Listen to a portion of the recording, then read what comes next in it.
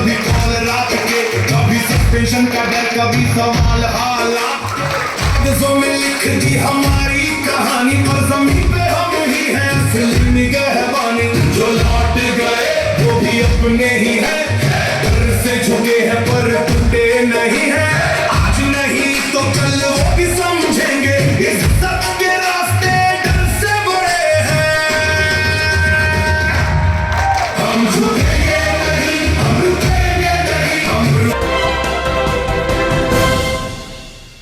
नमस्कार, आप देख रहे हैं सिटी पोस्ट लाइव। मैं हूं सृष्टि राज।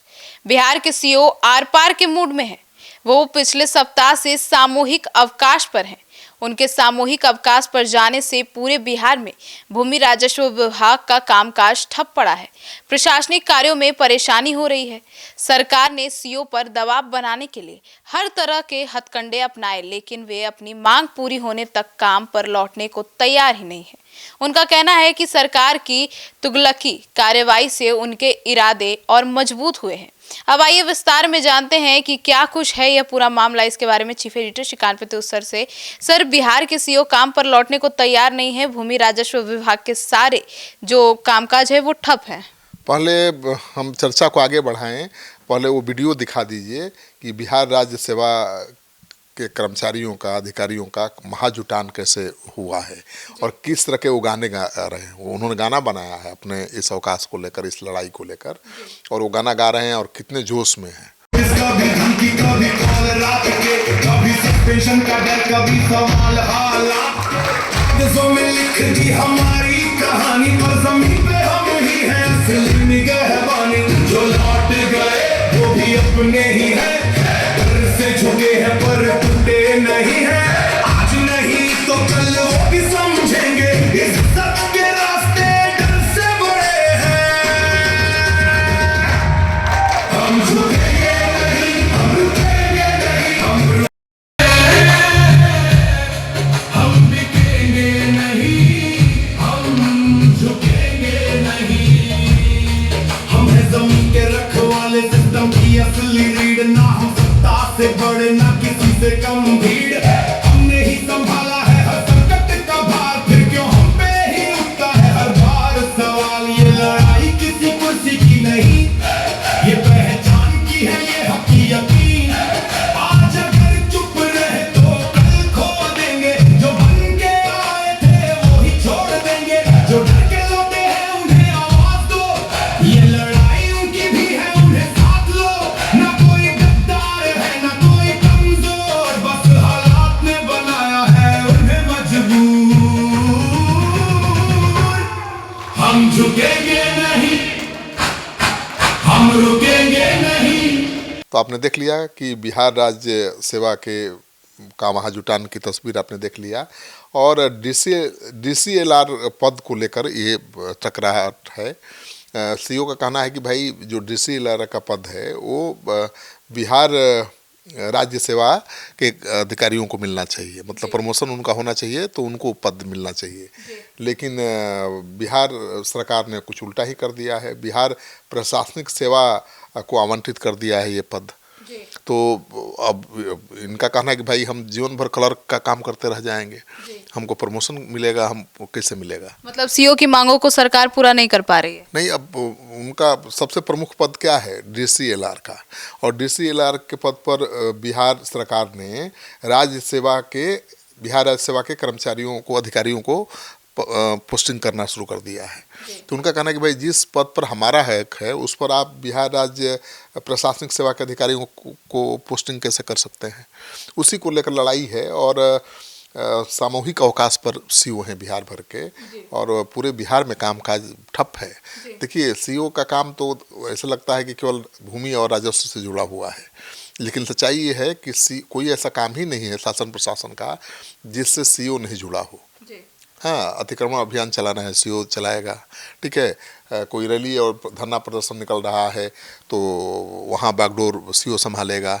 कोई घटना दुर्घटना हो जाए तो वहाँ भी सीओ ही संभालेगा। तो सीओ कहने के लिए राजस्व विभाग के अधिकारी हैं, उनके कंधे पर हर तरह की जिम्मेवारी है। मतलब एक सीओ पर सैकड़ों जिम्मेवारी है। और सीओ का यही कहना है कि भाई उनसे कहा जाता है कि वो अपना काम ठीक से नहीं कर रहे हैं, तो काम तो तय कर दो, क्या काम है। आप एक आदमी से चाहोगे कि सारा काम कर ले तो कैसे करेगा।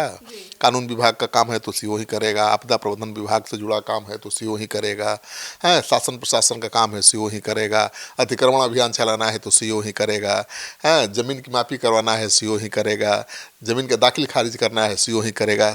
एक सीओ कितना काम करेगा।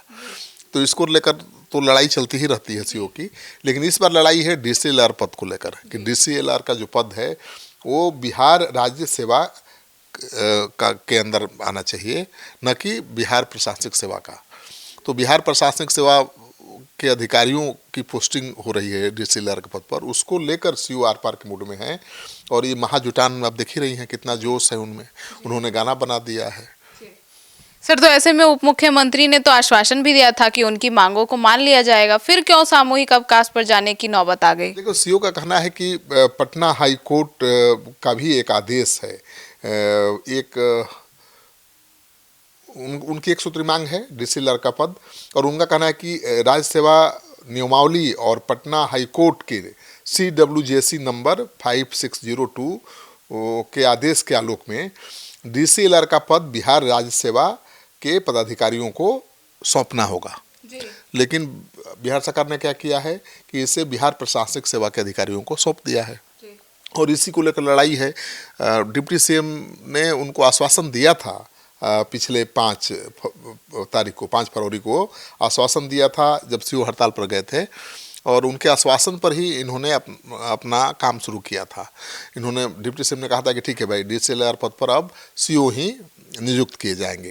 तो सीओ ने अपनी हड़ताल वापस ले ली थी और काम पर लौट आए थे। लेकिन उनका कहना है कि विभाग के जो अधिकारी हैं वो उप मुख्यमंत्री के ऐलान को लागू ही नहीं होने देना चाहते हैं। वो चाहते हैं कि मंत्री और बिहार प्रशासनिक सेवा के बीच की लड़ाई से बना दिया जाए।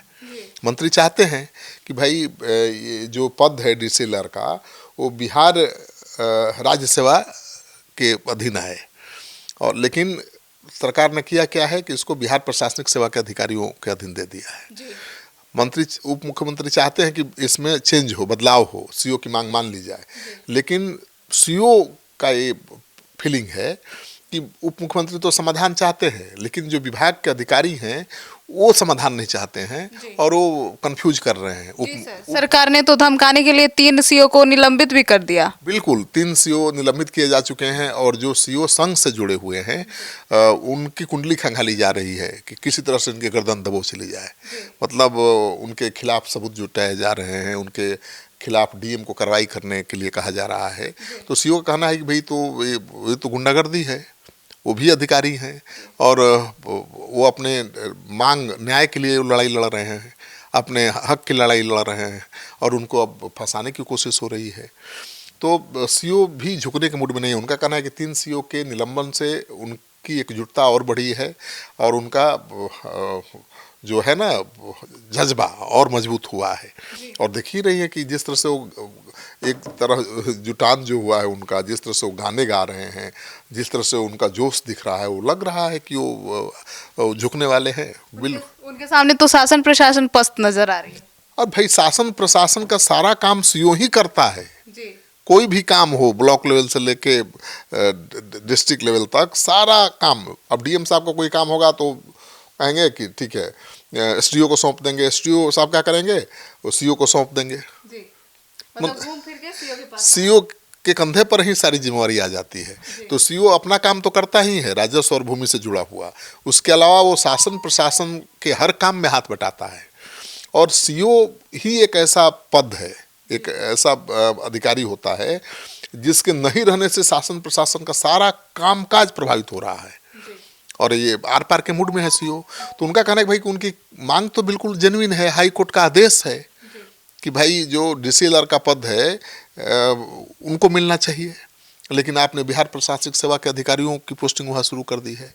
और जब उप मुख्यमंत्री विभाग के मंत्री विजय सिन्हा ऐलान कर चुके हैं कि भाई उनकी मांग जायज़ है और उसको मान लिया जाएगा, तो फिर क्यों नहीं मांग पूरी हो रही है। और उसी को लेकर वो सामूहिक हड़ताल पर हैं। तो सीओ के सामूहिक हड़ताल पर जाने के चलते जमीन और राजस्व से जुड़ा हुआ सारा काम काज ठप है। न तो ज़मीन की मापी हो रही है, न दाखिल खारिज का काम हो रहा है। सीओ बैठ ही नहीं रहे हैं दफ्तर में। जी, वो तो हड़ताल पे। तो सोचिए, तो कर्मचारियों के बलबूते पर अंचल चलेगा, शासन प्रशासन चलेगा? तो सरकार कह रही है कि नहीं हम वैकल्पिक व्यवस्था कर लेंगे। सरकार ने ये भी धमकी दी थी कि अगर काम पर नहीं लौटेंगे तो सब नई बहाली कर लेंगे। लेकिन इतना सीओ की बहाली इतना आसान काम थोड़े है। वो कॉम्पिटिटिव एग्जाम देकर आए हैं, ऐसे ही थोड़ा सीओ बन गए हैं। सीओ एक झटके में थोड़ा बहाल हो जाएंगे। कंपटीशन की तैयारी की है, पढ़ाई की है, तब जाकर सीओ बने हैं। तो उनका कहना है कि भाई हमारा जो पद है कम से कम वो तो हमारे लिए छोड़ दो, नहीं तो जीवन भर तो हम सीओ का ही काम करते रह जाएंगे, क्लर्क वाला ही काम, कभी अधिकारी बनेंगे ही नहीं। एक ही पोस्ट है डीसीएलआर का जो सीओ को प्रमोशन करने पर मिलता है, उस पद को भी आपने बिहार प्रशासनिक सेवा के अधिकारियों को दे दिया। बिहार प्रशासनिक सेवा के अधिकारी तो ऐसे भी प्रमोशन पा करके डीएम तक चले जाते हैं। तो उनका ये कहना है कि भाई उनकी मांग जायज़ है और हाई कोर्ट का आदेश भी है इस संबंध में, फिर क्यों नहीं सरकार मान रही है? तो मुझे लगता है कि कहीं ना कहीं कुछ लोचा है, कहीं ना कहीं कोई कन्फ्यूजन है। डिप्टी सीएम विजय सिन्हा ने आश्वासन दिया था कि भाई उनकी मांग मान ली जाएगी और अब डीसीएलआर के पद पर सीओ को ही पदस्थापित किया जाएगा प्रमोशन के बाद, लेकिन हो नहीं रहा है वैसा। तो सीओ का धैर्य का बांध टूट गया है और वो सामूहिक अवकाश पर चले गए हैं। और किस तरह से उनकी एकजुटता दिखाई दे रही है, वो तो लग नहीं रहा कि सरकार के एक्शन से वो डरे हुए हैं, सहमे हुए हैं। वो तो कह रहे हैं कि भाई अब तो आन मान शान की लड़ाई बन गई है, हम पढ़ लिख के आए हैं, ऐसे थोड़े बने हैं। और सच है कि बहुत ऐसे सीओ हैं जो यूपीएससी की तैयारी कर चुके हैं, कुछ नंबरों से, कुछ पॉइंट से चूक गए, वो आईएएस नहीं बन पाए, तो बीपीएससी के जरिए वो सीओ बने हैं। तो उनको महत्व तो देना ही पड़ेगा, पढ़े लिखे युवा हैं और सब यूथ हैं भाई, वो बिहार के भविष्य हैं।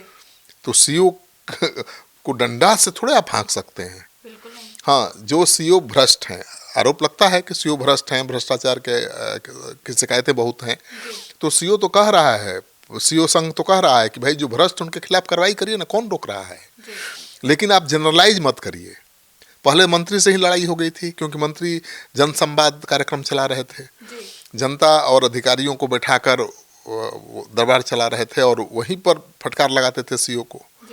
हाँ, तो सीओ नाराज हो गए थे। उनका कहना कि भाई इस तरह से आप हमको पब्लिकली डिमोरलाइज करेंगे तो हम काम कैसे करेंगे, हमको अपमानित करिएगा तो हम काम कैसे कर पाएंगे। और लोग बहुत दबाव बनाएंगे, गलत काम करने के लिए दबाव बनाएंगे, गलत काम नहीं करने पर गलत शिकायतें करेंगे, झूठी शिकायतें करेंगे।